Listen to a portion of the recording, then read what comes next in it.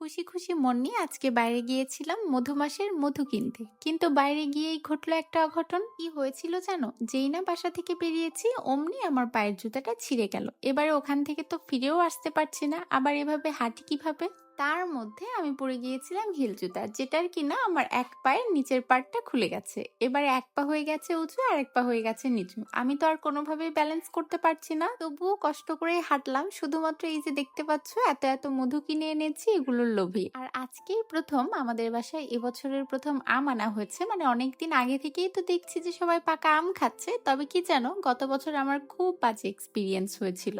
বাজারে পাকা আম দেখলেই তো লোভ হয়, তাই গত বছর শুরুর দিকেই কিনেছিলাম, তবে খেতে একটুও ভালো ছিল না, একেবারেই অপরিপক্ক আম আর কি। তাই এবারে একটুখানি সময় নিয়েই কিনেছি, কিন্তু আজকের আমগুলো যেন খেতে তেমন ভালো ছিল না। আচ্ছা, তোমাদেরও কি এমন কখনো বাইরে গিয়ে জুতা ছিঁড়ে গিয়েছে? কমেন্ট করে জানিও। আমি তাহলে আসি। আল্লাহ হাফিজ।